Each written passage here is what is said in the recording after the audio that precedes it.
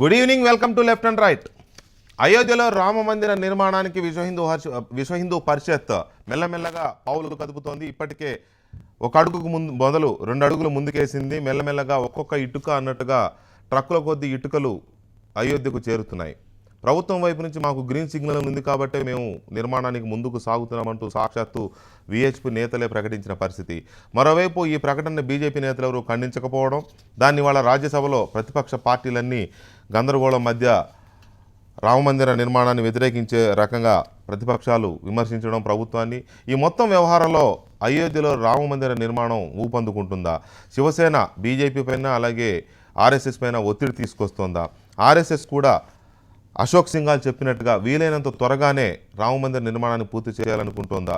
తాను బతుకుండగానే రామమందిర నిర్మాణం పూర్తవుతుందని రామమందిర నిర్మాణం పూర్తవుతుందని ఆర్ఎస్ఎస్ నేత మోహన్ భాగవత్ చెప్పిన మాటలు సాధ్యం చేయాలని ఆర్ఎస్ఎస్ భావిస్తోందా? మొత్తంగా దీంట్లో మోడీ పాత్ర ఎంత? ఇదే ఇవాళ డిబేట్ నెంబర్ 1.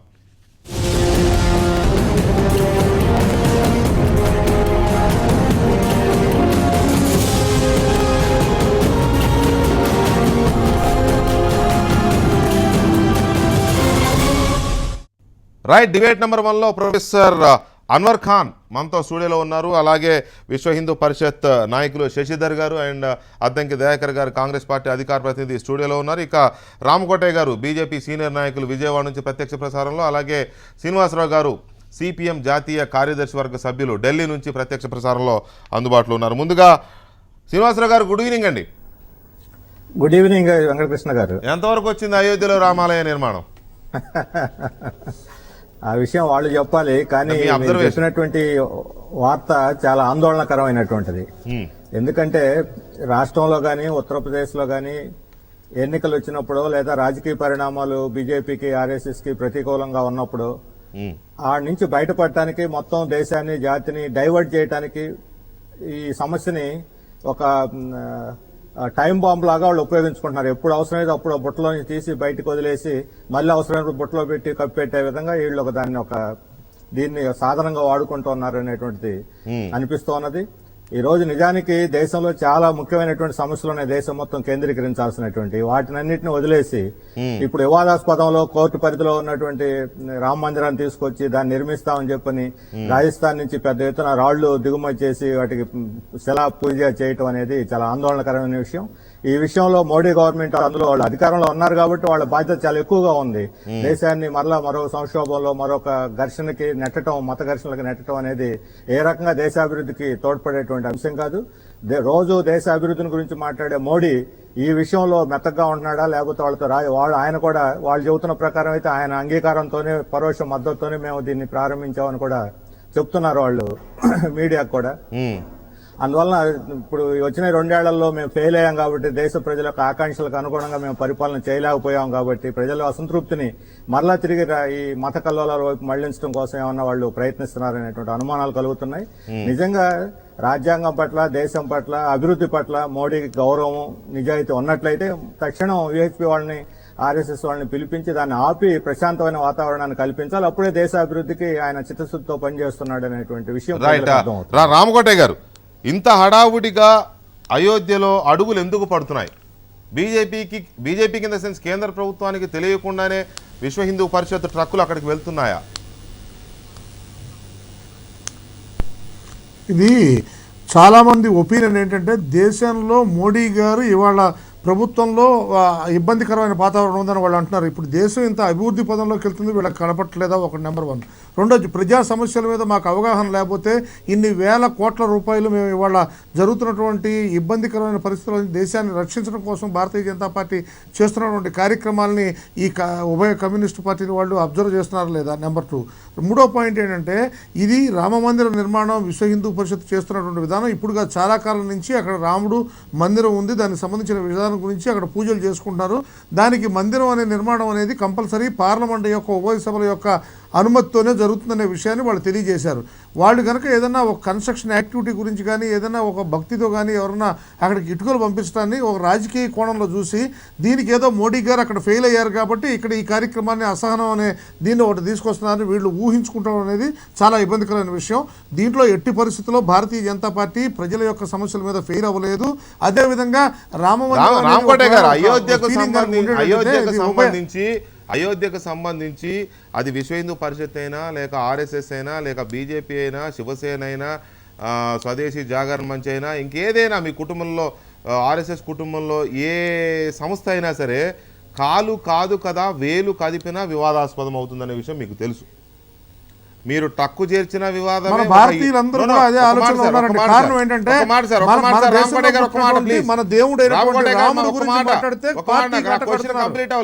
నా క్వశ్చన్ కంప్లీట్ అవ్వలేదు. కాలు కాదు కదా వేలు కదిపినా వివాదాస్పదం అవుతుంది తెలుసు. తెలిసినప్పుడు ఈ టైంలో ఒక రాయి కాదు ట్రక్కు వెళ్ళింది అక్కడికి, ఒకటి కాదు 2 ట్రక్కులు వెళ్ళాయి. విహెచ్పి చెబుతోంది ఖచ్చితంగా రామ మందిర నిర్మాణం జరిగి తీరుతుంది అంటూ విహెచ్పి నాయకులు ప్రకటనలు చేస్తున్నారు.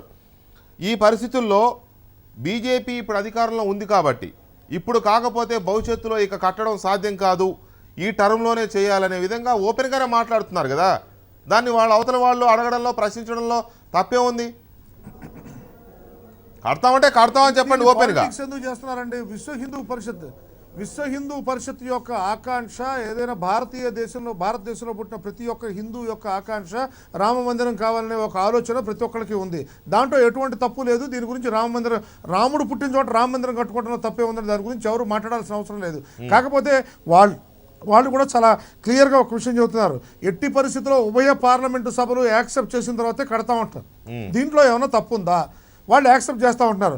దాని గురించి వీళ్ళు ఇప్పుడు చర్చ చేసి మోడీ గారి ప్రభుత్వం ఇబ్బందికరమైన పరిస్థితిలో ఉంది కాబట్టి ఇలాంటి కార్యక్రమాలు చేస్తుంది కాబట్టి ఇలా ఉంది కాబట్టి ఒక చర్చ తీసుకొస్తున్నారు. ఎందుకంటే ఇది పాలిటిక్స్లో ఒక ఘోరాతిఘోరమైనటువంటి విధానంలో ప్రజలు డస్ట్ ఎలర్జీ వస్తుంది ఏమనుకోకండి. ఇక్కడ ఉన్నటువంటి విధానం వల్ల ప్రజలు ఈ విధంగా బిహేవ్ చేస్తున్నారు. కానీ అదర్ కార్నర్లో ఎట్టి పరిస్థితుల్లో భారతీయ జనతా పార్టీకి ఇది ఒక అస్త్రము కాదు.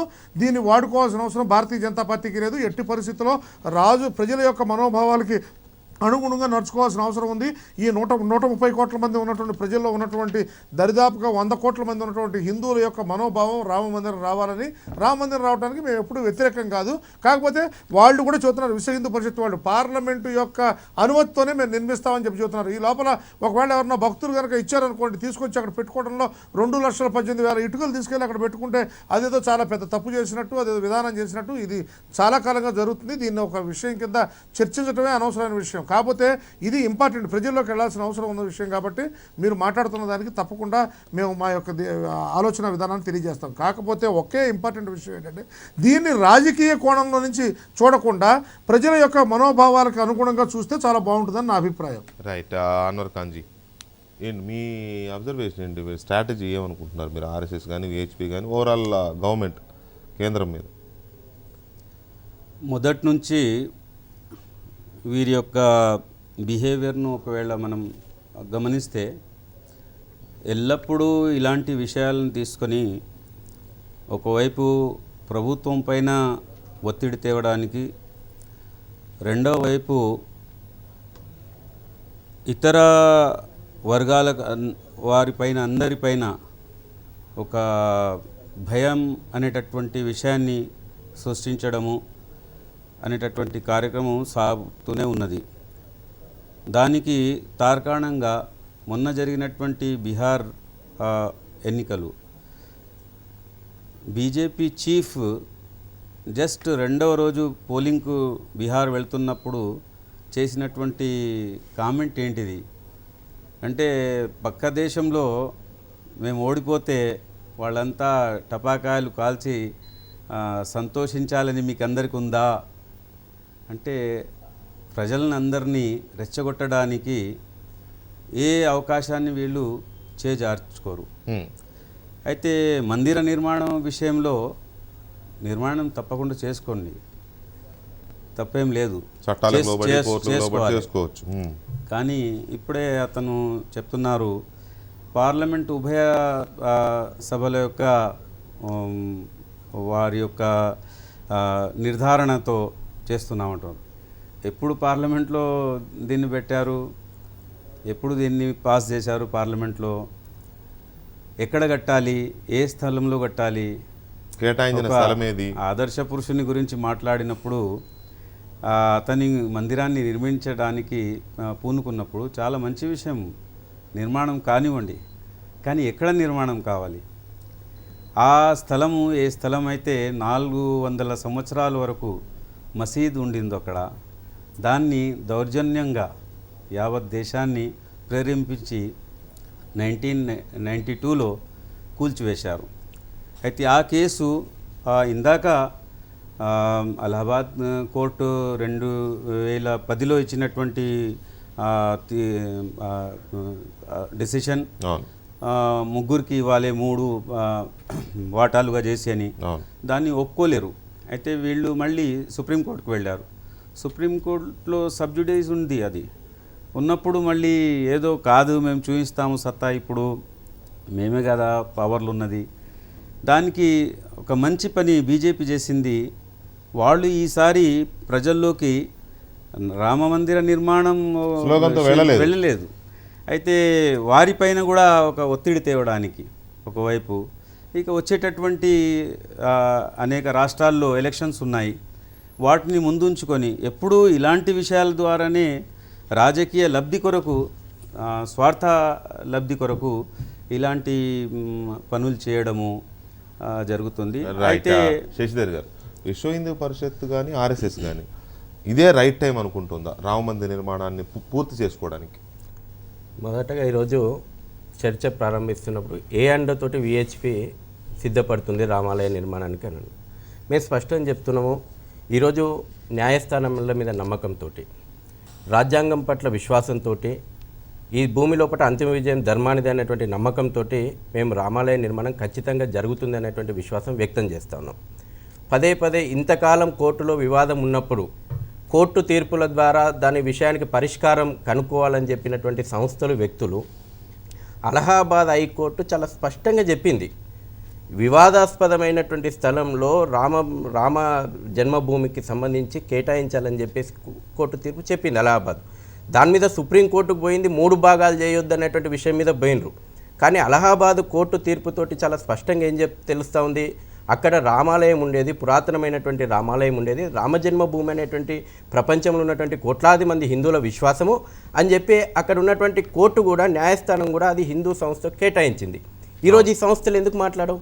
సెక్యులర్ అనేటువంటి సంస్థలు సాక్షాత్తు ఈరోజు నరేంద్ర మోడీ ప్రభుత్వమా ఇంకొక ప్రభుత్వమా మేము కాదు, ఈరోజు మెజార్టీ హిందువుల విశ్వాసాలను గౌరవించి అక్కడ రామాలయ నిర్మాణం కావాలని అనేక సంవత్సరాలుగా ఈరోజు విశ్వ హిందూ పరిషత్ ప్రారంభం నుంచి కూడా చెప్తా ఉంది. కేవలం విశ్వ హిందూ పరిషత్ ప్రారంభించినప్పటి నుంచి కూడా ఈ ఉద్యమం కాదు, అంతకు ముందు కూడా మనం 1850 సంవత్సరంలోనే రామజన్మభూమికి అక్కడ నిర్మాణం జరగాలని చెప్పేసి, భవ్యమైన నిర్మాణం జరగాలని చెప్పేసి ప్రజలు ఆకాంక్షించారు. దాని తర్వాత 1946 లోపట హిందూ మహాసభ కూడా అక్కడ పెద్ద ఎత్తున కార్యక్రమాన్ని తీసుకొచ్చింది. ఇవాళ అలహాబాద్ కోర్టు తీర్పు ఏ సంవత్సరంలో ఫైల్ అయిందండి? 1940 సంవత్సరంలో ఫైల్ అయినటువంటి కోర్టు తీర్పు సుదీర్ఘ విచారణ తర్వాత ఇవాళ మీరు విశ్వ హిందూ పరిషత్ మాటలు నమ్మకపోవచ్చు గాక, ఆర్ఎస్ఎస్ మాటల పట్ల మీకు విశ్వాసం లేకపోవచ్చు గాక, అనేక పరీక్షలు జరిపి అనేక కారణాలను అన్వేషించి పురావస్తు శాఖ నివేదికలను పరిగణలోకి తీసుకున్న తర్వాత అది రామజన్మభూమి అని చెప్పేసి కోర్టు చాలా స్పష్టంగా చేసిన తర్వాత ఇవాళ ఒక ఆయన అంటాడు, రాజ్యాంగం పట్ల ఇంతకుముందు సిపిఎం నాయకులు మీరు చర్చలో పెట్టిండ్రు, రాజ్యాంగం పట్ల వారికి విశ్వాసం లేదా అని మమ్మల్ని ప్రశ్నిస్తాడు. ఏం మీకు లేదా? ఇవాళ కోర్టు తీర్పు పట్ల గౌరవించాల్సినటువంటి బాధ్యత మీకు పార్టీలుగా మీ మీద లేదా అని నేను చెప్పి ప్రశ్నిస్తా ఉన్నాం. ఆందోళన కలిగిస్తుందని చెప్పి ఒక ఆయన మాట్లాడుతున్నాడు. ఏం ఆందోళన కలిగించింది? ఇవాళ ఇంత సుదీర్ఘమైనటువంటి న్యాయ పోరాటం తర్వాత, వాస్తవాలు వెలుగులోకి వచ్చిన తర్వాత రామాలయ నిర్మాణం కావాలని చెప్పేసి మేము ఇవాళ మీకు నమ్మకం ఉంది. ఇవాళ 1993 నుంచి కూడా ఈరోజు మీడియాలో ఇది ఒక చర్చ జరిగింది. 1993 నుంచి కూడా కరసేవకపురం లోపల పనులు యథాతథంగా జరుగుతూ ఉన్నాయి. అది ఎన్డీఏ ప్రభుత్వం ఉండేనండి, యూపీఏ ప్రభుత్వం ఉండేయండి, ఏ ప్రభుత్వాలు కూడా అడ్డుపడలేదు. ఇది వాస్తవం కూడా. గతంలో అనేక రాష్ట్రాల లోపల జరుగుతున్నటువంటి పనుల ద్వారా వచ్చినటువంటి వస్తువులను అక్కడికి రావడం పరిపాటి. అది ఈరోజు అది నరేంద్ర మోడీ ప్రభుత్వం ఉందని చెప్పేసి దాన్ని వివాదాస్పదం చేస్తారు. ఎస్ మేము కూడా నమ్ముకుతున్నాం ఈ ప్రభుత్వం లోపల రామాలయ నిర్మాణం, ఎందుకంటే మా మనోభావాలు గౌరవించేటువంటి ప్రభుత్వం అని అనుకుంటున్నాం. మీ తప్పకుండా మా ప్రభుత్వం అని అంటలేను, ఇవాళ విశ్వ హిందూ పరిషత్ తప్పకుండా ఇది అందరి ఎవరున్నా ప్రధానమంత్రిగా ఈరోజు సాక్షాత్తు మొత్తం క్యాబినెట్ వెళ్ళి ఇంకొక ప్రశ్న నేను సంధించదలుచుకున్నాను. ఇవాళ నరేంద్ర మోడీ గారి మీదనే ఈ బాధ్యత లేదు, సాక్షాత్తు రాష్ట్రపతి మీద కూడా రామాలయం అయోధ్యలో రామ మందిరం నిర్మించాల్సినటువంటి బాధ్యత భారత రాష్ట్రపతి మీద కూడా ఉంది. ఎందుకు అని అంటున్న విషయం అని అంటే, మొట్టమొదటిగా మీరు చూడండి 1993 లోపల పార్లమెంట్లో సుదీర్ఘ చర్చ జరిగిన తర్వాత శంకర్ దయాళ్ శర్మ గారు అప్పుడున్నటువంటి రాష్ట్రపతి గారు సుప్రీంకోర్టుకు అఫిడవిట్ ఇచ్చారు. ఆ అఫిడవిట్లో గవర్నమెంట్ ఆఫ్ ఇండియా చాలా స్పష్టంగా చెప్పింది, అనేక పరీక్షల తర్వాత నిజంగా అక్కడ హిందువులకు సంబంధించి దేవాలయం ఉందని చెప్తే మేము భవ్యమైనటువంటి మందిరం కట్టిస్తాము, అక్కడ ముస్లింలకు సంబంధించినటువంటి ప్రార్థనా స్థలం ఉందని చెప్పేస్తే అక్కడ మజీద్ కట్టిస్తాము, పునర్నిర్మాణం చేస్తామని చెప్పి భారత రాష్ట్రపతి ఈరోజు సుప్రీంకోర్టుకు అఫిడవిట్ ఇచ్చారు.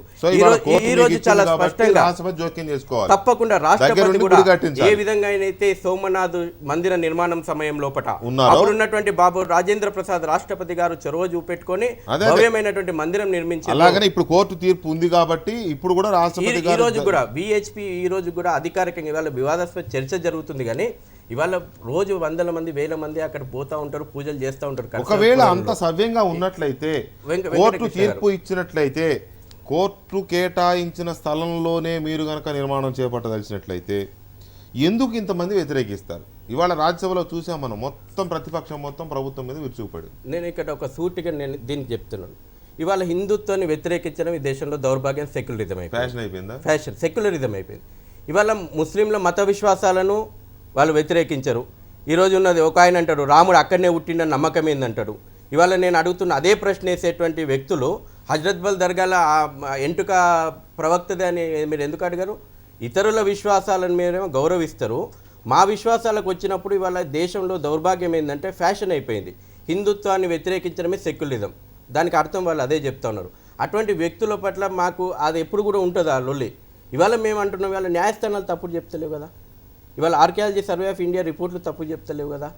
అక్కడ ఒక విశ్వాసం ఉందండి, ఇప్పుడు రాముడు జన్మించినటువంటి పుణ్యభూమి లోపల ఒక రామాలయం 6,000 దేవాలయాలు ఈరోజు దేశం లోపల కూల్చివేతకు గురి అయిపోయినాయి. మనకు నిన్న మొన్న ఒక్క నిమిషం వెంకటకృష్ణ గారు, నిన్న మొన్న కూడా చూస్తున్నాం, పక్కన ఉన్నటువంటి బంగ్లాదేశ్లో 2 దేవాలయాలు 3 రోజుల క్రితం ధ్వంసమైనాయి, పాకిస్తాన్ లోపల 4 రోజుల క్రితం 2 దేవాలయాలు దర్శనమైనాయి. ఈ రోజుకు బాధ అనిపిస్తుంటుంది, మేము ఎక్కడైనా ఇవాళ కుతుబ్ మీనార్ పోయి చూస్తే బాధ అనిపిస్తుంటుంది కళ్ళ ముందర. ఇవాళ నా చారిత్రాత్మక సంపద, నా పుణ్యస్థలాలు ఎట్లా దోపిడీకి విధ్వంసానికి గురైనాయో.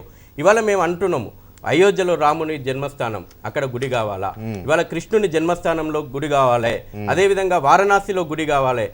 ఈ రోజు అందరం కలిసి జీవించాలనుకునేటువంటి ఆలోచన చేసే వాళ్ళు మాకు సహకరించడానికి ఎందుకు సిద్ధంగా లేరు? అయోధ్యలో రామ మందిర నిర్మాణానికి పకడ్బందీ ప్రణాళిక సిద్ధం చేసుకోవాలి. సుదీర్ఘకాలంగా ఎదురు చూస్తున్న లక్ష్యం చేరుకునే రోజులు వచ్చాయి.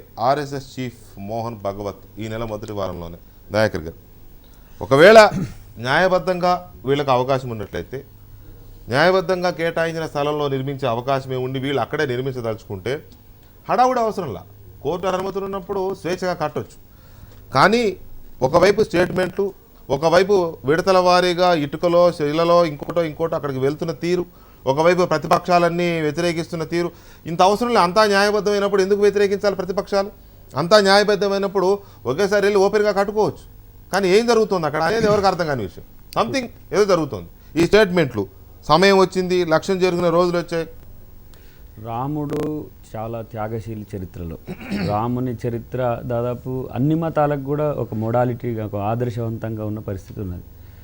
తను రాజ్యాన్ని త్యాగం చేసి అడవుల పాలైన చరిత్ర మనం చూసినాం. కానీ అలాంటి సహనశీలి అంశంలో ఎందుకో RSS దూకుడుగా ఉంటున్న పరిస్థితి మనం చూస్తున్నాం.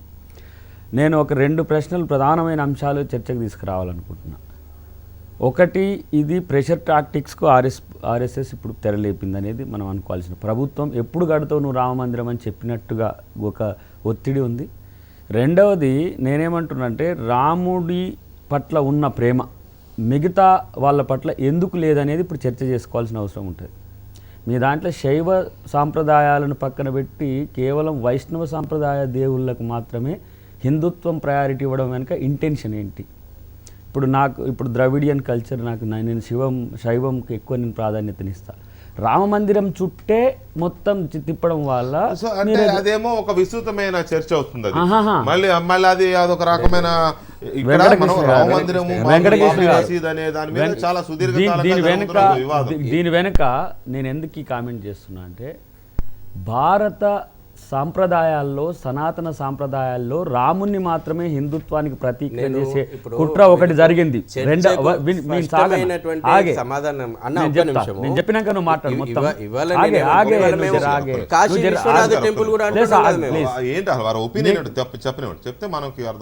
నీ హిందూ గుళ్ళు ఎక్కడైతే ఉన్నాయో అక్కడ బౌద్ధ గుళ్ళు కూల్చివేతకు గురైనాయి. దాన్ని ఎవడు చెప్పాలి? ఈరోజు ముస్లిం ఇన్వేడర్స్ వల్ల రామాలయం ధ్వంసమైంది అనేది అందరం చరిత్రలో తెలుసుకున్నదే. ఇప్పుడు కోర్టు ఒక డిక్లే ఇచ్చింది ఏంటి, ఈ ప్రాంతాన్ని 3 డివైడ్ చేయాలని. నేనేమంటున్నా అంటే ఇప్పుడు హిందుత్వాన్ని మనం వ్యతిరేకిస్తున్నట్టుగా అంటున్నాడు కదా మిత్రుడు. మరి బౌద్ధాన్ని ఈరోజు మీరు మొత్తంగా కొలాప్స్ చేసినప్పుడు అంబేద్కరిస్టులు రేపు లేచి ఇక్కడ బౌద్ధం పుట్టిన ఏరియా, ఇక్కడ నా బౌద్ధ గుడి ఉండే, మరి ఇక్కడ అని చెప్పేసి అంటే నీకు అధికారం ఉంది కాబట్టి, నీకు మోడీ ఉన్నాడు కాబట్టి ఆడ కట్టించే ప్రయత్నం నువ్వు చేస్తే, అంతకుముందు కారు సేవకులతో అది కూలగొడితే, ఇలాంటి చర్చలు మీరు తీసుకొస్తున్నప్పుడు చరిత్రలో ఇప్పుడు ఈ రామ మందిరం కూల్చివేతనే కాదు, బౌద్ధ మందిరాల కూల్చివేతలు ఉన్నాయి. అంతకుముందు ఇంకా చాలా పురాతన కాలంలో ఆ రాజు అక్కడ తన అస్తిత్వాన్ని నిలుపుకోవడానికి చేసిన ఎన్నో ఘోరాలు నేరాలు ఉన్నాయి. వాటిని పట్టించుకుంటలేడు ఒకటి. ఇంత తొందరగానే అప్పుడే అసహనం పోయింది, అన్నీ పోయింది, రామ మందిరమే బీజేపీకి శ్రీరామ రక్ష కాబోతుందా అనే చర్చ రెండవది ప్రభుత్వం యాంగిల్ నుంచి చూస్తే. నేను శైవం అనేది ఎందుకు తెచ్చిందంటే శైవం పురాతనమైన సాంప్రదాయం. ఇక్కడ శైవం వైష్ణవులకు మధ్యనే వీళ్ళకి పడట్లేదు. రాముణ్ణి ముందుకు తీసుకురావడం ద్వారా ఉత్తర భారతదేశాన్ని మీరు ఛాంపియన్గా చేసే ప్రయత్నం చేస్తే, శైవం ఉండి ఇక్కడ శైవాన్ని కొలాప్స్ చేసిందే వైష్ణవం కదా, మరి దాన్ని కూడా చర్చించాలి. ఇప్పుడు నాకు కానీ ఈ సంప్రదాయాన్ని నాకు ఆపాదించే ప్రయత్నం చేసే జరుగుతున్నది కదా. మీరు ప్రజల్ని లాజిక్ కరెక్ట్ గా అవుతుంది కాదనడాలి. కానీ ఒకవేళ ఇక్కడ మనం రామ మందిర నిర్మాణం అనే ఒక అంశానికి సంబంధించి లేదా బాబ్రీ మసీద్ రామ మందిర నిర్మాణం వివాదానికి సంబంధించి మనం మాట్లాడుతున్నాం. దానికి సంబంధించి మాట్లాడుతూ మళ్ళీ మన పురాణాలు శైవము వైష్ణవులకు వెళ్ళడం వల్ల ఒకటి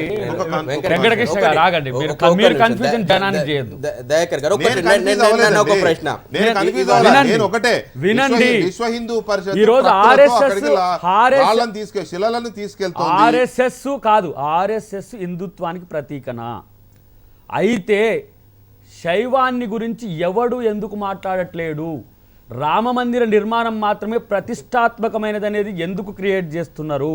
శైవం ఈ భారతంలో లేదా?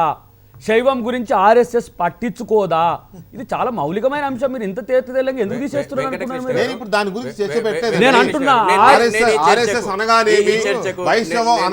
మరి ఎవరు ఎవరికి చెప్పింది? 2 ట్రాక్టర్ల మట్టి తోలింది ఎవరు? 2 ట్రాక్టర్ల ఇటుకలు తోలింది ఎవరు? 1989 లోపల శిలాన్యాస్ పూజ జరిగినప్పుడు దయాకర్ గారు తెలుసుకోవాలి, ఇవాళ పార్టీలకు సంబంధం లేదు. ఇవాళ రామజన్మభూమి అనే వరకు పార్టీలకు బీజేపీకో కాంగ్రెస్కో కాదు. 1989లో శిలాన్యాస్ జరిగినప్పుడు మీ హోమ్ మినిస్టర్ బూటా సింగ్ శిలాన్యాస్ కార్యక్రమంలో పాల్గొన్నారు. అప్పుడు ఎన్డీ తివారీ ముఖ్యమంత్రి ఉత్తరప్రదేశ్ శిలాన్యాస్లో పాల్గొన్నారు. ఇవాళ శైవంకి సంబంధించి కానీ, వైష్ణవుకి సంబంధించి కానీ, హిందూ ధర్మానికి సంబంధించి కానీ, బౌద్ధ ధర్మానికి సంబంధించి కానీ, హిందూ ధర్మంలో ఉన్నటువంటి శాఖల ధర్మాల మీద జరిగినటువంటి దాడుల విషయం లోపల తప్పకుండా అన్ని రెక్టిఫై చేసి ఎక్కడిదక్కడ మన యొక్క చరిత్రను పునరుద్ధరించుకునేటువంటి ప్రయత్నం అందరం చేద్దాం. కాంగ్రెస్ పార్టీ సహకరిస్తాం, దానికంటే అంతకంటే సంతోషం. రామ్కోట గారు ఇక్కడ ఇందాక అన్వర్ ఖాన్ గారు అన్నారు, మీరేమో పార్లమెంట్ లో ఒప్పించి చేసుకుంటాం మెజారిటీ నిర్ణయంతో అని మీరు అన్నారు. పార్లమెంట్లో ఏమి నిర్ణయం వచ్చిందని మీరు ముందుకెళ్తున్నారనేది అన్వర్ ఖాన్ గారు వేసిన ప్రశ్న. రామ్కోటే గారు ఇక్కడ ఒక స్టేట్మెంట్ ఒకసారి మనం చూస్తే, మే 10, 2015 ఈ ఏడాది మే 10న రాజ్నాథ్ సింగ్ గారు, హోంమంత్రి రాజ్నాథ్ సింగ్ గారు ఒక స్టేట్మెంట్ చేశారు. అయోధ్యలో రామ మందిర నిర్మాణం కోసం చట్టం చేసేందుకు రాజ్యసభలో ఎన్డీఏకు తగినంత బలం లేదు. ఎస్, నిజంగానే లేదు. ఎందుకంటే భూ సంస్కరణల బిల్లు ఆగిపోయింది, జిఎస్టీ బిల్లు ఆగిపోయింది, రాజ్యసభలో బలం లేకనే ఇవన్నీ ఆగిపోయినాయి.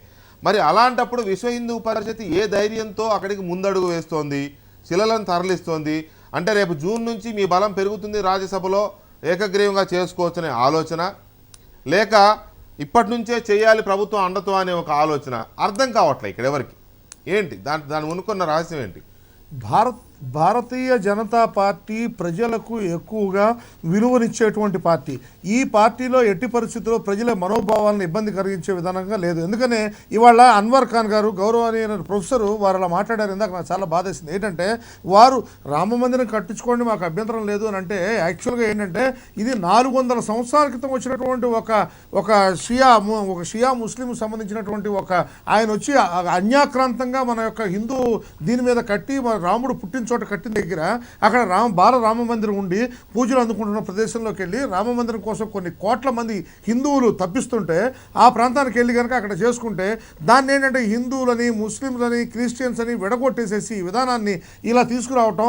రెండోది పార్లమెంటులో యాక్చువల్గా నేను మినరల్ వాటర్ కనుక యాక్చువల్గా నేను ఏమంటే కిన్లే మినరల్ వాటర్ తాగుతానంటే దాని గురించి చర్చ చదివి దాని గురించి యాంటీగా మాట్లాడే ఆలోచన ఇవాళ కాంగ్రెస్ పార్టీకి ఏర్పడింది. అంతేగాని అయ్యో మంచినీళ్ళు తాగుతున్నారనే ఆలోచన లేదు వాళ్ళకి. ఏంటంటే ఆలోచన సరళ ఎలా ఉందంటే వాళ్ళు ఏదైనా భారతీయ జనతా పార్టీ ఏది పెట్టినా కూడా దానికి యాంటీ ఆ ఆలోచన తప్పితే వాళ్ళకేమీ లేదు. ఇవాళ మొన్న ఈ మధ్య ఒక జోక్ చూసాం. ఏంటంటే కోర్టుకు వెళ్తున్నా కూడా అక్కడ ఎట్టి పరిస్థితుల్లో మీరు ఇక్కడ కూడా ఎట్టి పరిస్థితుల్లో వాకౌట్ చేయకండి, ఇది మనం కోర్టుకు వెళ్తున్నాం అనే విధానాన్ని చూపించారు. అందువల్ల కాంగ్రెస్ పార్టీ ఆలోచన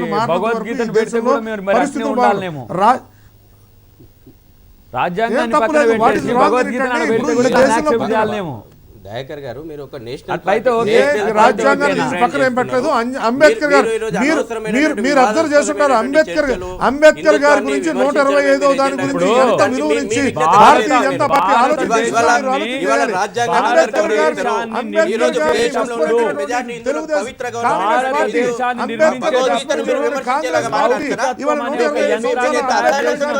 విలువని మీరు అబ్జర్వ్ చేసుకోవాలి. అది మానేసి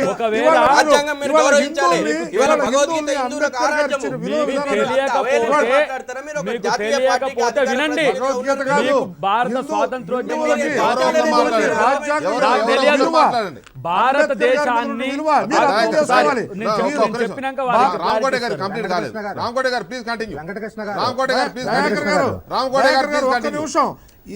అయ్యా దయాకర్ గారు చాలా ఇంపార్టెంట్. అంబేద్కర్ గారికి విలువ ఇచ్చినటువంటి విధానం ఏదైనా ఉందంటే భారతీయ జనతా పార్టీ మొన్న చూసినటువంటి అంబేద్కర్ గారి మీద జరిగిన చర్చ గురించి ఆలోచన చేయండి. మీరు పార్టీలో ఉండగా ఏ ఒక్క విషయం గురించి అయినా చర్చ జరిగిందా? ఏ ఒక్క విషయం గురించి అయినా మీరు ఆలోచన చేశారా? దేశంలో ఉన్నటువంటి ప్రజలందరినీ ఇబ్బందికరమైన పరిస్థితుల్లో పెట్టి దేశాన్ని కులం పేరుతో మతం పేరుతో మార్పిడి చేసేసి ఇబ్బందికరమైన పరిస్థితుల్లో పెట్టిన కాంగ్రెస్ పార్టీ ఇవాళ దీని గురించి మాట్లాడే అధికారం ఉందా? ఎందుకంటే ఇవాళ ఈ దేశంలో ఉన్నటువంటి 25 కోట్ల మంది ముస్లింల యొక్క ఆలోచన సరళిని చూస్తున్నటువంటి వ్యక్తి ఎవరైనా ఉన్నారంటే భారతీయ జనతా పార్టీ ఆలోచన చేస్తుంది.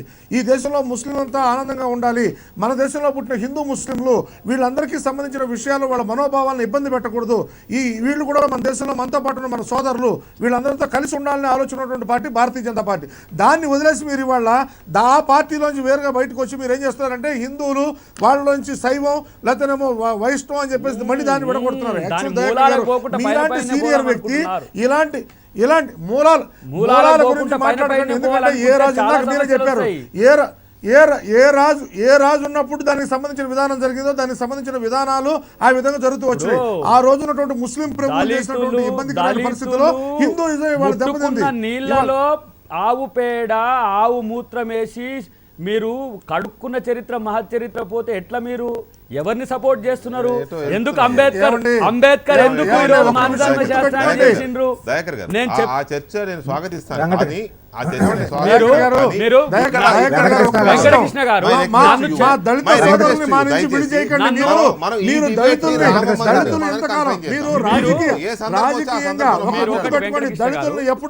అంశానికి దళితుల్ని మా నుంచి వేరు చేస్తే మీరు లబ్ధి పొందారు. ఒక దళితుడికి ఎంతో పార్టీ భారతీయ జనతా పార్టీ. అంశానికి సంబంధించి కీలకమైన చర్చ పెట్టకుండా పైన చర్చ పెట్టేసి ఎవరికో ప్రయోజనాలకు కాదు. నేను చెప్తున్నది ఏంది, భారతదేశ నిర్మాణము ప్రజాస్వామ్య పునాదుల మీద ఉన్నది, మత ప్రాతిపదికన నడవలేదు.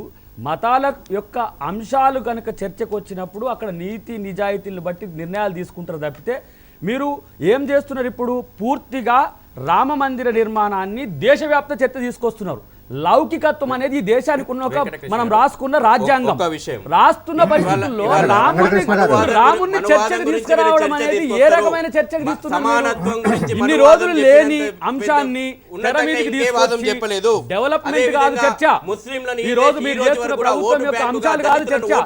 రామ మందిరం కట్టడం అనే దానికి మీరు అనుకూలమా కాదా అంటున్నారు. నల్లధనం ఎటుపోయిందని నేను అడుగుతున్నా.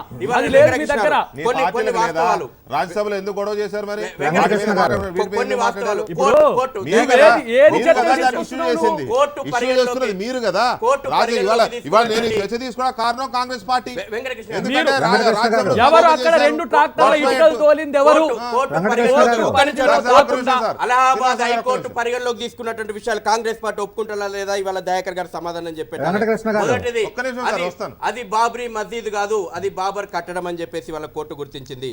అదే విధంగా అనేక బాబర్ నామాలో గానీ అక్బర్ నామాలో గానీ ఏ రోజు అది మసీదుగా పిలువబడలేదు. ఔరంగజేబు మనమరాలు రాసినటువంటి షఫియాహి చెలియా నర్సయాలో కూడా అది కట్టడం ఒక కట్టడంగానే భావించారు. అది ఏ రోజు మసీద్గా పరిగణించబడలేదు.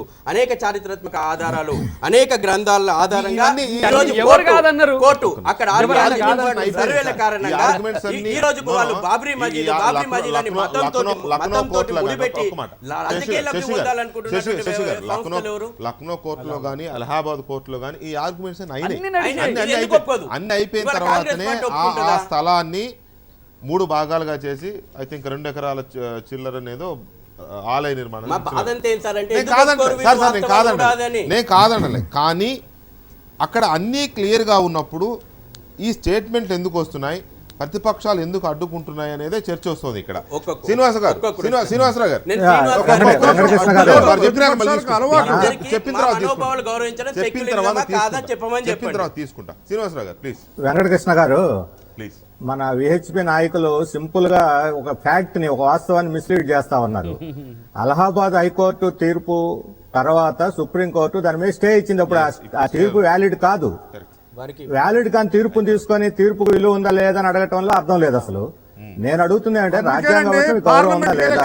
నేను చెప్పేది వినండి, పూర్తిగా వినండి. అందుకే శ్రీనివాసరావు గారు మీ పార్లమెంట్ కి దీనికి అధికారం లేదండి. దానికోసమే పార్లమెంట్ కి దీనికి అధికారం లేదు. పార్లమెంట్ ఈ విషయంలో జోక్యం చేసుకోవట్లేదు.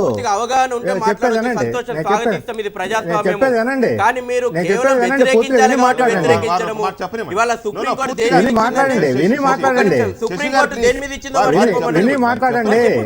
జాతీయ విని మాట్లాడండి. నాయకులు వారు చెప్పండి. జాతీయ సంస్థ విని జాతీయ మాట్లాడండి. నాయకులు భావిస్తున్నారు. చెప్పండి. దయచేసి విని మాట్లాడండి, తర్వాత మీ అభిప్రాయం చెప్పండి. ఇప్పుడు దాకా నేను విన్నాను కదా. సుప్రీంకోర్టు దేని మీద ఇచ్చిందో చెప్పండి, మీ అవగాహన చెప్పండి ప్రజలకు. సుప్రీంకోర్టు స్టే ఇచ్చిన తర్వాత చెప్పేది వినండి. ఇప్పుడు రాజ్యాంగం పట్ల మన గౌరవం ఉందా లేదా విహెచ్పి నాయకులు చెప్పాలి. ఎందుకంటే శంకర్ దయాళ్ శర్మ గురించి చెప్పారు ఇందాక. శంకర్ దయాళ్ శర్మ గారు 92లో బాబ్రీ మసీదును కూల్చిన తర్వాత ఇది చరిత్రలో అత్యంత దుర్దినం అని చెప్పి అన్నాడు. ఆయన చాలా బాధపడిపోయి ప్రత్యక్షంగా స్టేట్మెంట్ ఇచ్చాడు. మర్చిపోవద్దు, ఆయన చాలా భక్తి ఉన్నటువంటి వాళ్ళు, చాలా ఆధ్యాత్మికవాది.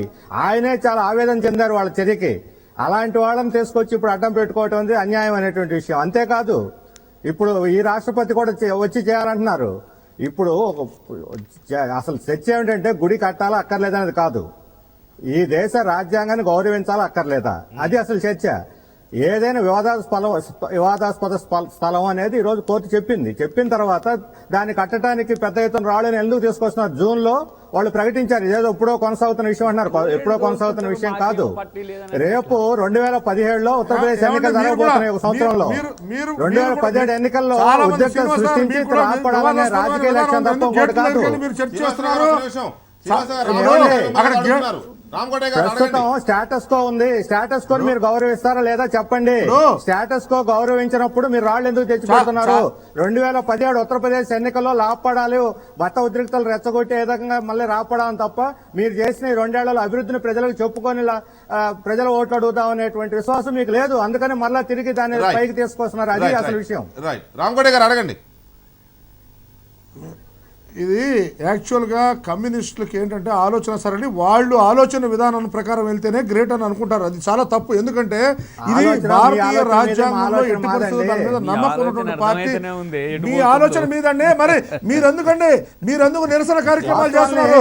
మీరెందుకు వాస్తవాలు రోడ్డు చెబితే, రోడ్డు చేస్తున్నారు? ఇవన్నీ వాస్తవాలు చెబితే యాక్సెప్ట్ మీకు కాదు. ఉలుగుపాటు. కానీ మరి వాటిని వాస్తవాలు ఎందుకు చెబితే చేస్తున్నారు? ఉలుగుపాటు మీకు ఏ ఆలోచన అది కాదండి. ఉందని వాస్తవాలు మీరు చెబితే నిషేధం ఎందుకు ఉన్న ప్రాంతాల్లో మీరు ఎందుకు నిరసన పడుకుంటారు? చేస్తున్నారు? నేను మీరు చెప్పిన నిరసన వాస్తవం చేస్తున్నారు. కాదా చెప్పండి. వాస్తవాలు చెప్పాల్సిన ఇది అవసరం లేదు. స్టేటస్ కోలో ఉంది. సుప్రీంకోర్టు మీ- రైట్, వాస్తవాలు రైట్, రైట్, ఒక్క చెప్పండి. నిమిషం సార్, ఒక్క వాస్తవాలు నిమిషం సార్, కాదు. ఒక్క నిమిషం, ఇద్దరు ఆగండి, ఇద్దరు ఆగండి. మాట్లాడటం రైట్, మీ ఇద్దరు ఆగండి ఒక్క నిమిషం. రామకోటే గారు ఆగండి ఒక్క నిమిషం ఆగండి. 2010 సెప్టెంబర్లో లక్నో హైకోర్టు బెంచ్ వివాదాస్పద స్థలంపై తీర్పిచ్చింది. వివాదాస్పద స్థలాన్ని 3 భాగాలు చేసి 2 ముక్కలు హిందూ సంస్థలకు, 1 భాగాన్ని సున్నీ వక్ఫ్ బోర్డు కేటాయించు ఆదేశాలు ఇచ్చింది. తర్వాత ఈ వివాదం సుప్రీంకోర్టు చేరింది. ఇందుకు సంబంధించిన పత్రాలన్నీ పరిశీలించాలంటే కనీసం 10 ఏళ్లు పడుతుందని 2015 ఆగస్టులో సుప్రీంకోర్టు వ్యాఖ్యానించింది. అక్కడ పూర్తిగా యథాతథ స్థితిని పాటించాలని, అంటే స్టే, భక్తులకు సదుపాయాలు మాత్రం కల్పించవచ్చునని, అంటే దాని అర్థం ఉన్నదాన్ని ఉన్నట్టుగా ఉంచుతూ భక్తులకు సదుపాయాలు కల్పించవచ్చు తప్ప అదనపు నిర్మాణాలు ఏమీ చేయకూడదనేది నాకు అర్థమైన తీర్పు. స్టే యొక్క ఉద్దేశం. జరుగుతున్నది ఏంటి అన్వర్ ఖాన్ గారు? ఇందాక యువ సహోదరుడు శశిధర్ గారు కోర్టు తీర్పు ఉంది అని. కోర్టు తీర్పు మందిర నిర్మాణం గురించి కాదు, మరమ్మతుల గురించి, స్థలం గురించి. ఆ స్థలం గురించి కేటాయించడానికి లేని ప్రశ్నకు సమాధానం కోర్టు ఇచ్చింది. ప్రశ్న అక్కడ ఉండింది ఏంటిది? యాజమానిత్వము, ఎవరికి హక్కులు దీనిపైన చెందుతాయి, అది ప్రశ్న కోర్టు ముందు ఉన్నటువంటి. ఆ ప్రశ్నకు సమాధానం ఇచ్చే బదులు వాళ్ళు సంజాయిషిగా 3 ఇంతలు చేసి పంచిపెట్టడానికి ప్రయత్నం చేశారు. కాబట్టి అది ఎవరు ఒప్పుకోలేరు. అందుకే సుప్రీంకోర్టు వెళ్ళింది అది. ఆ తర్వాత పార్లమెంటు విషయం వచ్చింది. ఇప్పుడైతే థంపింగ్ మెజారిటీ కదండి. మళ్ళీ ఒకసారి దీన్ని రిపీట్ చేస్తున్నాను నేను. మందిర నిర్మాణానికి ఎవ్వరికి వ్యతిరేకత లేదు, ముఖ్యంగా మా ముస్లిమ్స్కు. వీరు అక్కడ సున్నీ షియా అని చెప్పడానికి ప్రయత్నం చేసినా ఎవ్వరం కానీ, ఏ వర్గం వాళ్ళైనా కానీ దానికి వ్యతిరేకం కాదు. నిర్మించండి, ఒకటి కాదు, లక్షలాది మందిరాలను నిర్మించుకోండి. కానీ ఎక్కడ నిర్మిస్తున్నారు, ఎక్కడ నిర్మిస్తామని పట్టుబడ్డారు, అది అసలు ప్రశ్న. ఇంకా సహోదరు ఇంకా చెప్పారు, అది ఒక్కటే కాదు, ఇంకా లిస్టులో చాలా ఉన్నాయి ఎక్కడెక్కడ ఉన్నాయని. అంటే ఏంటిది రెచ్చగొట్టే తన విషయము, లేని విషయాలు, కల్పితాలు అన్నీ. సహోదరుడు కొన్ని ఎగ్జాంపుల్స్ ఇచ్చారు, పుస్తకాల్లో, చరిత్రలో రాసి ఉంది. చరిత్రలో ఇది కూడా రాసి ఉంది. బాబర్ ఎప్పుడూ అక్కడ వెళ్ళలేదు. బాబర్ సంబంధిత 2 మంత్రులు వెళ్ళి అక్కడ నిర్మాణం చేశారు. అలాంటి అక్కడ ఎలాంటి నిర్మాణము లేని స్థలంలో వాళ్ళు నిర్మించారు. వాళ్ళు రాసుకున్న చరిత్రలో వాళ్ళు ఏం రాసుకున్నారంటే వాళ్ళు అక్కడ నిర్మాణం చేశారు. అయితే అది మసీద్ కాని అన్నారు, కాదని అన్నారు కదా. ఇన్ జన్మస్థాన్ అని చెప్పి వాళ్ళ పార్సీ లాంగ్వేజ్ లోనే రాసుకున్నారు. ఒకటి సార్ వెంకటకృష్ణ గారు, ఇవాళ వివాదము ఇది జరిగింది 22 డిసెంబర్ 1949 నుంచి కూడా నిరాటంకంగా అక్కడ పూజలు జరుగుతున్నాయి. ఇది ఈ గవర్నమెంట్ వచ్చిందా, గతంలో గవర్నమెంటా, ఇది కాదు, నిరాటంకంగా పూజలు జరుగుతూ ఉన్నాయి. మీరు ఒక విషయాలు మనం అంటే కోర్టు, న్యాయము, రాజ్యాంగం గురించి చాలా మనం చర్చించుకుంటున్నాం కాబట్టి కొన్ని అధికారికంగా రికార్డు కూడా మనం చూడాలి. 1989 లోపల ఇండియన్ గవర్నమెంట్ ఒక ఆర్డర్ ఇచ్చిందండి, ముస్లింలకు ఆ ప్రదేశాలకు వెళ్ళడానికి వీల్లేదని ఇచ్చింది. ఆ రోజు అది వివాదం కాలేదు. ఎందుకు ఇచ్చింది ఆర్డరు? ఇవాళ అలహాబాద్, ఒక నిమిషం అండి, మీరు చెప్పినప్పుడు విన్నాను. 1986 లోపల అలహాబాదు ఇదే వివాదం మీద మళ్ళీ ఒక జడ్జిమెంట్ ఇచ్చింది. ఆ రోజు చాలా స్పష్టంగా చెప్పింది, ఫుల్ ప్లేస్ హిందువులకు పూజలు చేసుకోవడానికి అనుమతి ఇచ్చింది. అంతకుముందు బ్రిటిష్ రూల్ లోపల పార్టీషన్ ఉండే, ఫుల్ ప్లేస్ హిందువుల పూజలకు అనుమతి ఇచ్చింది. దాని తర్వాత ఇవాళ హిందూ సంస్థలన్నీ కూడా అక్కడ ఆ వివాదమైనటువంటి ఆ కట్టడం ప్లేస్లో భవ్యమైనటువంటి రామ మందిరం నిర్మాణం చేసుకోవాలని చెప్పేసి ఆ రకమైనటువంటి ఉద్యమం జరిగింది. కానీ అది రామ మందిర నిర్మాణం అని చెప్పేసి అనేక సంవత్సరాలుగా అక్కడ రికార్డులలో స్పష్టంగా ఉన్నది. సిపిఎం నాయకులు చెప్తున్నారు, జాతీయ నాయకులు, గౌరవం ఉంది వాళ్ళంటే. ఇవాళ సుప్రీంకోర్టు దేని మీద స్టే ఇచ్చిందండి? ఇవాళ రామ మందిరం జన్మస్థానమా కాదా అనేటువంటి వివాదాన్ని దాని మీద కాదు, స్వీకరించలేదు. అక్కడ నిర్మాణానికి ఏ ఒక్క పార్టీ కూడా నిర్మోరి అకారా కానివ్వండి, సున్నీ వక్ఫ్ బోర్డు కానివ్వండి, హిందూ మహాసభ సుప్రీంకోర్టు మళ్ళీ ఏ ఒక్క నిర్ధారణ నిమిషం చేయలేదండి దానిలో. ఏ ఒక్క సంస్థ కూడా జన్మస్థలం అని పార్టీ నిర్ధారణ చేయలేదు. అలహాబాద్ కోర్టు చేసిందండి, సుప్రీంకోర్టు చేయబోతుంది. దాని గురించి మేము- అలహాబాద్ కోర్టు చేసిందానే కదా సుప్రీంకోర్టు స్టే చేసింది. స్టే చేసిన విషయం అక్కడ గమనించాల్సిన విషయం అది. వెంకటకృష్ణ గారు స్టే చేసింది దేని విషయంలో అంటే ఈ వ్యూవర్స్ అందరికి కూడా తెలియాలి. ఏదో తప్పుగా మన సందేశం ఏంటంటే ఇది కోర్టు దీని మీద హైకోర్టు మీదనే రామజన్మభూమి కాదని స్టే ఇయ్యలేదు. ఏ ఒక్క పార్టీ 3 పార్టీలలో ఏ ఒక్క పార్టీ కూడా పార్టీషన్ కోరలేదు. కోర్టుల పరిమితి ఎక్కడికి ఉంటుందండి? ఏ ఒక్క పార్టీ కోరితే దాని మీద విచారణ జరిపించడం కోర్టుల పరిధి. ఏ ఒక్క పార్టీ కూడా పార్టీషన్ కోరినప్పుడు ఏ విధంగా పార్టీషన్ చేయగలిగింది ఈ రోజు సుప్రీంకోర్టు చెప్పిందని ఈ రోజు కూడా మందిర నిర్మాణానికి సంబంధించి స్టే ఆ విషయం లోపల ఉన్నదానికి మరమ్మతులు చేసుకోండి, అవసరమైతే భక్తులకు వసతులు తప్పకుండా. కల్పించుకోండి. ఈ రోజు కూడా మినహా మీరు ఎలాంటి నిత్య పూజలు రామచంద్రుల వారు నిత్య పూజలు అందుకుంటున్నారు. ఈ రోజు కూడా మేము విశ్వ హిందూ పరిషత్ నుంచి మేము కూడా చెప్తున్నాము, ఈ రోజు ప్రభుత్వాల మీద బాధ్యత ఉంది. ఇవాళ అన్ని వాస్తవాలు బయటకు వచ్చినాక ప్రభుత్వాలు కూడా తమ బాధ్యతను గుర్తెరగాలి, తమ బాధ్యత నిర్వర్తించాలి. గతంలో ఏ విధంగానైతే సోమనాథ్ విషయం లోపలైందో పార్లమెంట్ ఉభయ సభలో చట్టాలు తేండి అధికారికంగా ప్రభుత్వం భవ్య రామ మందిరం నిర్మించాలని చెప్పేసి ఒక విహెచ్పీ కాదు, ప్రపంచవ్యాప్తంగా ఉన్నటువంటి కోట్లాది మంది హిందువులు, అనేక మంది ముస్లిం సోదరులు కూడా కోరుకుంటా ఉన్నారు. ఇప్పుడు వారు అంటున్నారు ఎప్పటి నుంచో పూజలు జరుగుతున్నాయని. పూజలు జరుగుతూ ఉన్న ప్రాంతాన్ని ఎందుకు కూల్చేశారు 1992లో వాళ్ళు? నిజంగా పూజలు జరుగుతూ ఉంటే ఎందుకు కూల్చేయాల్సి వచ్చిందని 1986లో రాజీవ్ గాంధీ ముఖ్య ప్రధానమంత్రిగా ఉన్న టైంలో అప్పుడు ఓపెన్ చేశారు. అప్పుడు దాకా అది క్లోజ్ అయ్యి ఉంది. అప్పుడు దాకా క్లోజ్ అయ్యి ఉంది 1946 నుంచి. వివాదాస్పదమైన ప్రాంతం అనేది చారిత్రక సత్యం. అది నేను వివాదాల్లో పోవట్లేదు. మీరు అది వివాదాస్పదమైన స్థలం అనేది మొదట అంగీకరించాలి మనం. అది కోర్టులు చెప్పాయి, పార్లమెంట్ చెప్పింది, అన్ని పార్టీలు అంగీకరించాయి. చరిత్ర చెబుతున్నది. దేశానికి స్వతంత్రం వచ్చిన 1947 కోండి మీరు స్వతంత్రం వచ్చిన తర్వాత సంగతి చెప్తున్నారు. అక్కడ నుంచి మీరు అసలు రాజ్యాంగం మీద విశ్వాసం లేదు. అక్కడ పూజలు చేస్తూ ఉన్నప్పుడు ఎందుకు పూజ చేశారండి? ఒక పవిత్ర స్థలాన్ని ఎందుకు పూజ చేశారు? అలహాబాద్ హైకోర్టు మతతత్వం చేశారు. మీకు రావడంటే భక్తి ఉందని నేను అడుగుతున్నాను. దేవుడన్నా రావడన్నా మీకు భక్తి ఉందని అలహాబాద్ అడుగుతున్నాను. హైకోర్టు న్యాయమూర్తులు మతతత్వంతో తీర్పిచ్చిరా? ఎవరన్నారండి ఆ తీర్పు? సుప్రీంకోర్టు మతతత్వం ఇచ్చిందా? అది కాదు. అవును చెప్పండి, సుప్రీంకోర్టు ఎందుకు ఇచ్చింది? సుప్రీంకోర్టు మీ మీద వ్యతిరేకత ఇచ్చిందా? సుప్రీంకోర్టు సంగతి మాట్లాడండి. సుప్రీంకోర్టు తీర్పు మీకు అవసరం లేదా? ఈ దేశంలో రామమందిరం కావాలనుకుంటున్నారు, న్యాయ ప్రక్రియలో విజయం సాధించారు. ఎందుకు మీ రాజకీయ పార్టీలో లౌకికత్వం కాదా? నా ప్రశ్నకు సమాధానం సుప్రీంకోర్టు తీర్పు అది అత్యున్నత న్యాయస్థానం, దాని పట్ల మీకు గౌరవం ఉందా లేదా చెప్పండి. కోర్టులు ఈ దేశంలో రామ మందిరం కావాలని కోరుకుంటే ఇవాళ మీరు మతతత్వం అంటారు, మీరు సెక్యులర్ వాదులా చెప్పండి. ఒక అంశం తెర మీదకి వస్తుంది. ఈ రాజ్యాంగం నియమించిన ప్రభుత్వాలే ఈ న్యాయ వ్యవస్థ ఒక ప్రత్యేక బెంచ్ని ఏర్పాటు చేసింది లక్నో కోర్టులో.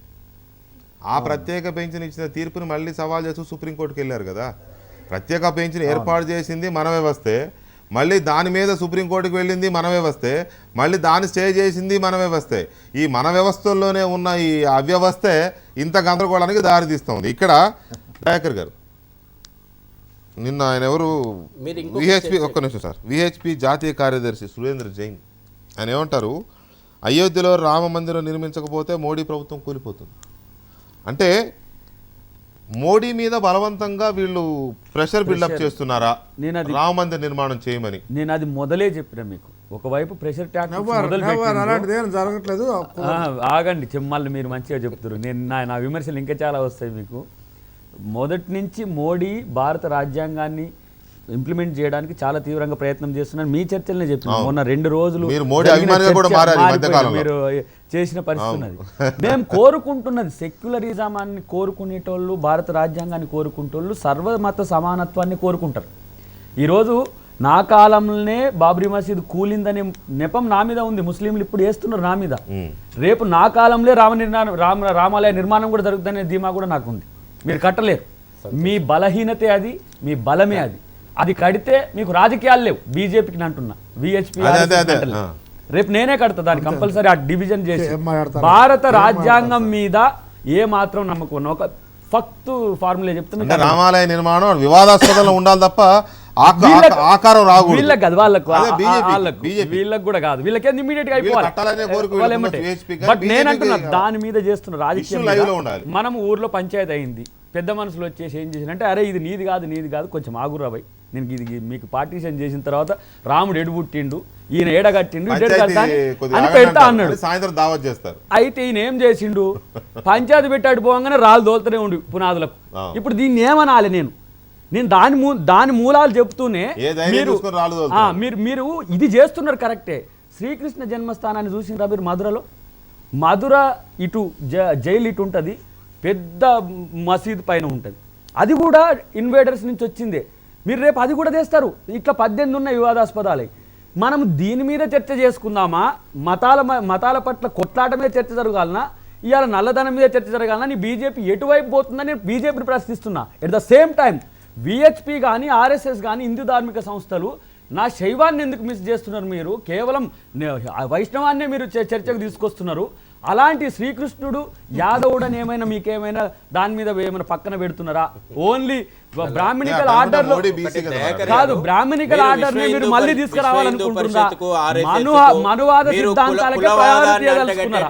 ఇవి రెండు మౌలికమైన ప్రశ్నలు. వీటి వాళ్ళకి వేస్తుంటే సంస్థలుగా హైందవ సంస్కృతి పరిరక్షణ కోసం అనునిత్యం పాటుపడుతుంది. ఎస్, మీరు రండి, కాశీ విశ్వనాథ టెంపుల్ని ఎంత అగౌరవంగా ఇవాళ మన కళ్ళ ముందు కనబడుతుంది అన్నారు కదా.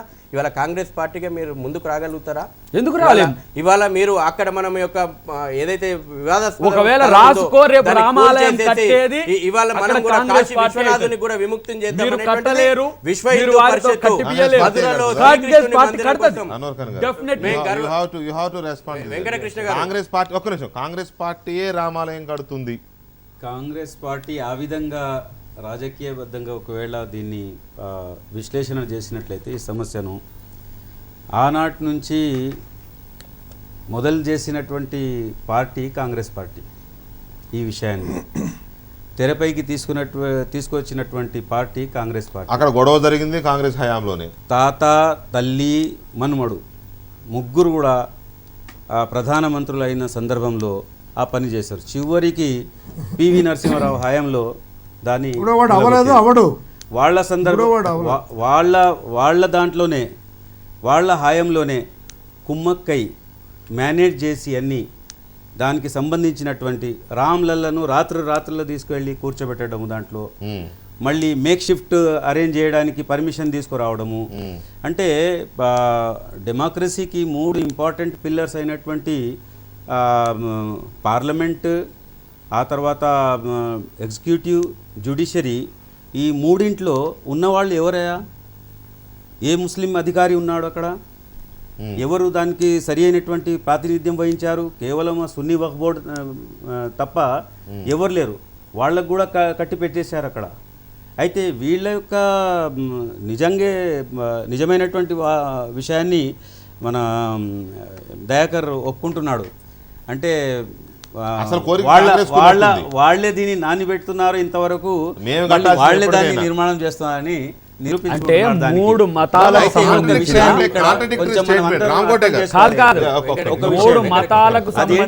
సమస్య వచ్చినప్పుడు ఈ దేశానికి ఒకటి మనం ఒక రాజ్యాంగాన్ని చేసుకున్నాము. ఒక రాజ్యాంగం ఉన్నది, అదే నేను అంటున్నా. ఆ రాజ్యాంగంతో పాటు మనకు లెజిస్లేషన్స్ ఉన్నాయి మన దగ్గర. దానికి అనుగుణంగా మన దగ్గర కోర్టులు ఉన్నాయి, న్యాయ వ్యవస్థ ఉంది. అయితే ఆ న్యాయ వ్యవస్థ పైన, ఈ రాజ్యాంగం పైన, ఈ చట్టాలపైన మాకు అతి గౌరవం ఉన్నది. కాబట్టి ఒక ముస్లిం కమ్యూనిటీగా మేము తప్పకుండా సుప్రీంకోర్టు ఏ జడ్జిమెంట్ ఇచ్చినా దాని గురించి మేము తప్పకుండా గౌరవించాలి. ఇక్కడ కాంగ్రెస్ పార్టీ నుంచి దయచేసి కొంచెం నాకు టైం ఇవ్వండి. రామకోట గారు, ఇక్కడ దయాకర్ గారి దగ్గర నుంచి కాంట్రడిక్టరీ స్టేట్మెంట్ వచ్చింది. ఒకటి, విహెచ్పి కానీ ఆర్ఎస్ఎస్ కానీ ఎప్పుడెప్పుడు రామాలయం కడదామనే తొందర వారికి ఉంది, ఉండడంలో తప్పేం లేదు, వారు ఉన్నదే దానికోసం అనే తరహాలో చెప్పారు. చెబుతూ బీజేపీకి మాత్రం అది ఇష్యూ నాంతూ ఉండాలి. అది కడతామంటాం కానీ కట్టకూడదు, ఎందుకంటే అది పోతే మళ్ళీ ఎలక్షన్కి ఏజెండా లేదు అనేది వారు చెప్పిన మాట. అంటూ ఏమన్నారు, ఎప్పటికైనా మేమే కడతామన్నారు. ఎప్పటికైనా కాంగ్రెస్ పార్టీయే కట్టాలి రామాలయాన్ని, బీజేపీ వల్ల కాదు. అంటే ఏంటి, ఇంటర్నల్గా కాంగ్రెస్ పార్టీ కోరుకుంటోంది రామాలయం తన చేతుల మీదుగా నిర్మాణం జరగాలి అని. బహుశా మరి దయాకర్ గారి వ్యక్తిగత అభిప్రాయమా, కాంగ్రెస్ పార్టీ అధికార ప్రతినిధిగానా, నాకేం అర్థం కాలేదు. ప్లీజ్ రామకోటి గారు. ఒక్క విషయం సార్, సోదరులు అన్వర్ ఖాన్ గారు చాలా క్లియర్గా చెప్పారు. ఏంటంటే సుప్రీంకోర్టు యొక్క తీర్పును మేము శిరసావహిస్తాం, దానికి సంబంధించిన విషయాల్లో మేము తప్పకుండా చేస్తామని. అలాగే దయాకర్ గారు ఏమంటారంటే, మొన్న మోడీ గారు గెలిచినప్పుడు ఎట్టి పరిస్థితుల్లో రామ మందిరం పెట్టుకుని మేము ముందుకు వెళ్ళాము, భారతీయ జనతా పార్టీ లేదు. ఆ రోజున మేము వెళ్ళినటువంటి పార్టీ ఏంటంటే ప్రజల యొక్క తీర్పు ఈ రామమందిరానికి సంబంధించిన విషయం లేదు. కానీ ఇవాళ ఏంటంటే భారతీయ జనతా పార్టీ వచ్చింది కాబట్టి మా మీద బురద చల్లడానికి కాంగ్రెస్ పార్టీ అక్కడ ఉంది. కానీ ఎట్టి పరిస్థితుల్లో దీంట్లో కాంగ్రెస్ పార్టీ మళ్ళీ అధికారంలో రావటం అనేది ఒక కళ్ళ. వాళ్ళు 10 సీట్లో 15 సీట్లో 20 సీట్లో అడ్జస్ట్మెంట్ చేసుకుని రాష్ట్రంలో ఉన్నామని చెప్పుకోవడానికి తప్పితే అదర్ కారణంలో ఏ రోజున కూడా వాళ్ళు మళ్ళీ అధికారంలో వచ్చే ఆలోచన వాళ్ళకి భారత ప్రజలు ఆస్వాదించరు. కారణం ఏంటంటే వాళ్ళు దేశాన్ని మతాల పేరుతో విడగొట్టేశారు. యాక్చువల్గా విడగొట్టినటువంటి కాంగ్రెస్ పార్టీకి ప్రజలు బుద్ధి చెప్పారు. ఇప్పుడు జరుగుతున్న అభివృద్ధిలో మళ్ళీ ఎట్టి పరిస్థితుల్లో మళ్ళీ కాంగ్రెస్ పార్టీ రాదు. కారణం ఏంటంటే ఈ రాబోయే 15-20 సంవత్సరాలు రాదు, ఈ లోపల రామ మందిర నిర్మాణం జరిగి తీరుతుంది. ఎందుకంటే ఇంత 100 కోట్ల మంది హిందువులు ఉన్నటువంటి దేశంలో హిందూ దేవుడికి అవకాశం ఉండటం లేదండి. ఒక్క నిమిషం సార్, శశిధర్ గారు. భారతీయ మేనిఫెస్టోలో భారతీయ జనతా పార్టీ ఎన్నికల మేనిఫెస్టోలో పెట్టలే రామ మందిరం మేము కడతామని, కానీ ప్రస్తావనే తేలే. అలాంటి ప్రభుత్వం మీద, అలాంటి పార్టీ ప్రభుత్వం మీద ఎందుకు విశ్వ హిందూ పరిషత్ కానీ ఆర్ఎస్ఎస్ కానీ ఇంత దూకుడు పెంచాయి? ఒకవైపు శివసేన నువ్వు కడతావా చేస్తావా అని కూర్చున్నది, ఒకవైపు విహెచ్పి నువ్వు కట్టకపోతే నీ ప్రభుత్వం కూల్చేస్తారు వీళ్ళు తలుచుకుంటే. అలా ఉంది పరిస్థితి. గుజరాత్లో మోడీకి వ్యతిరేకంగా ప్రచారం చేసిన చరిత్ర చూసాం మనం. సో ఇంత ప్రెషర్ బిల్డప్ చేస్తున్నారు. ఈ ప్రజాస్వామ్యబద్ధంగా ఇన్ని కోట్ల మంది ప్రజలు ఎన్నుకున్న ఈ ప్రభుత్వానికి నిర్ణయాలు తీసుకునే స్వేచ్ఛ హక్కు లేదా? మీరు చెప్పినట్టు నడవాలనా అనుకుందాం, ఎందుకంటే మీ స్టేట్మెంట్లు అలా ఉన్నాయి కాబట్టి. ఒక్క నిమిషం, తప్పకుండా అట్లనే ఉన్నాయి స్టేట్మెంట్, అలా వివాదాస్పదం ఏం లేదు. రెండో విషయం సార్, దయాకర్ గారు ఎంతసేపు మాట్లాడుతూ శైవము వైష్ణవం చర్చ తప్పుడు దారి. రెండో విషయం, వారికి ఒక విషయం ఇవాళ అయోధ్యలో రామ మందిర నిర్మాణం, వెంకటకృష్ణ గారు, దయాకర్ గారు అయోధ్యలో రామ మందిర నిర్మాణం కోసం శిలాన్యాస్ చేసినటువంటి పూజ, మొట్టమొదటి పూజ చేసింది దళిత వర్గానికి సంబంధించినటువంటి శైవమత ఆచారం చేస్తున్నటువంటి స్వామీజీతోటి మొట్టమొదటి శిలాన్యాస పూజా కార్యక్రమాన్ని నిర్వహించడం జరిగింది విశ్వ హిందూ పరిషత్ ఆధ్వర్యం లోపల. కాబట్టి అనవసరంగా చర్చకు తప్పుడు భాష ఇస్తున్నారు కాబట్టి నేను చెప్పిన దళిత వర్గానికి సంబంధించినటువంటి వ్యక్తి అయినా శైవ మతానికి సంబంధించినటువంటి స్వామీజీ ఆయన శిలాన్యాస పూజ చేసిండు. రెండో విషయము,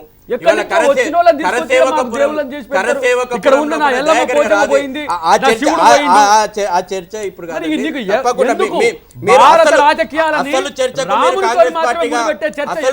కాంగ్రెస్ పార్టీగా సమాధానం. దేవుడు అంటే రాముడు మాత్రమే, శివుడు కాదన్నట్టు. కరసేవకపురం లోపల అదేం వివాదాస్పద స్థలం కాదు, కోర్టు పరిధిలో వివాదాస్పదమైనటువంటి స్థలం కాదు. శివసేన కూడా అడుగుతుంది.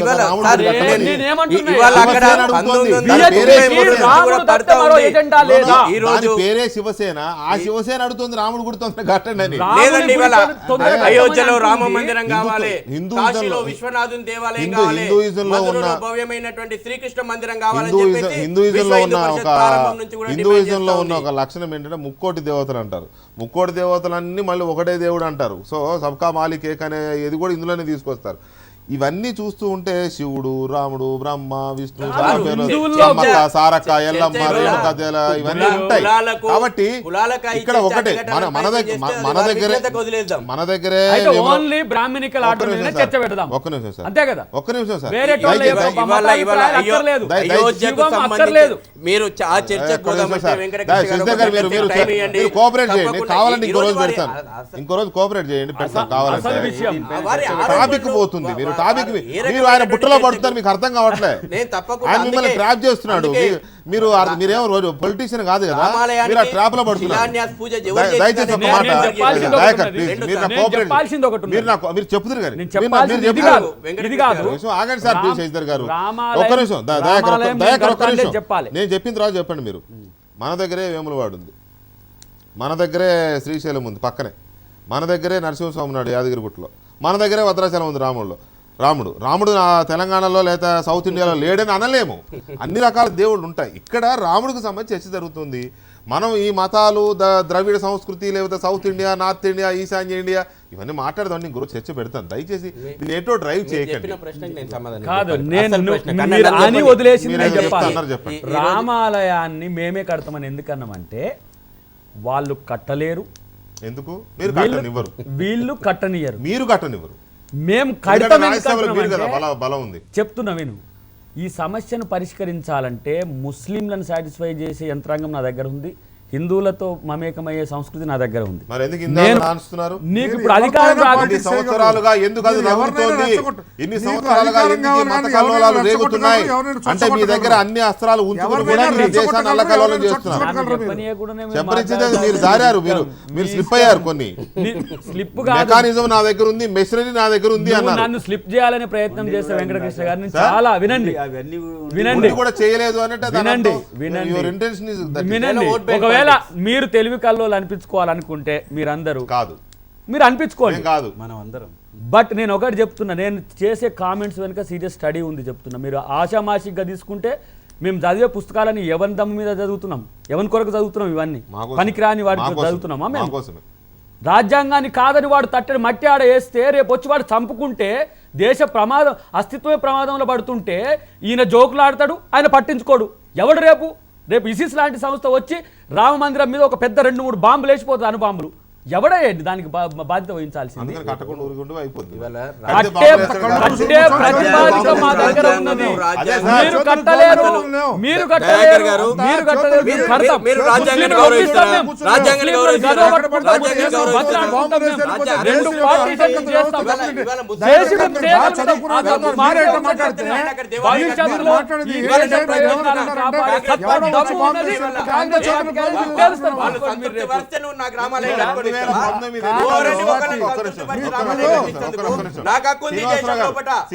రాముని జన్మభూమిలో రాజ్యాంగం ఇచ్చినటువంటి హక్కు ప్రకారం ఉంది. ఇవాళ వాళ్ళని సంతృప్తి పరిచి గుడి కట్టుకోవాల్సిన అవసరం దౌర్భాగ్యం దేశంలో నాకు లేదు. పాకిస్తాన్ కాదు, బంగ్లాదేశ్ కాదు, భారతదేశం. 2019 ఎన్నికల్లో కాంగ్రెస్ పార్టీ నినాదం ఏంటో దయాకర్ చెప్పకనే చెప్పాడు. మరి ఆయనకున్న అథెంటిసిటీ ఏంటో, ఆయనకున్న సమాచారం ఏంటో నాకు తెలియదు.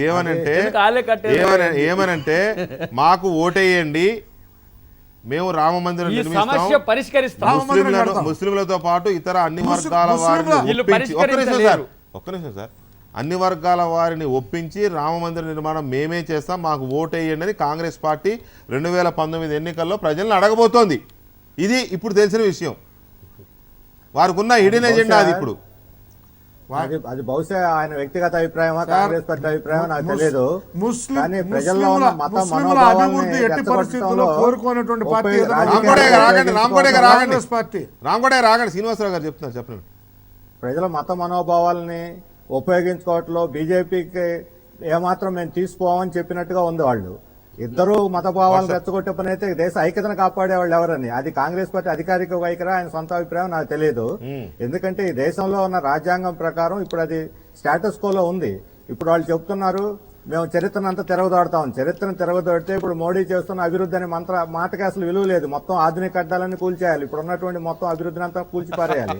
చరిత్రను తిరగదోడటం, పునరుద్ధరించడం ఎవరి వల్ల కాదు. అంతేకాదు ఇప్పుడు అభివృద్ధి పేరుతో జరుగుతున్నటువంటి అజెండా అని పట్టుకొని రాముడు అంటే ఒక ప్రిన్సిపల్, మేము మాట కట్టుబడతా ఉన్నాడు, రాజ్యాంగాన్ని కూడా వదులుకున్నాడు. సుప్రీం కోర్టు కట్టమనంటే కట్టకుండా ఉంటుందా ప్రభుత్వం ఏదైనా? సుప్రీంకోర్టు తీర్పిస్తే వేరండి. Congress party hidden agenda, Congress party తరఫున వాళ్ళు తెచ్చిన కట్టనియరు, వాళ్ళు కట్టరు, వాళ్ళు కట్టరు, వాళ్ళు కట్టరు. తీర్పు ఇవ్వనండి,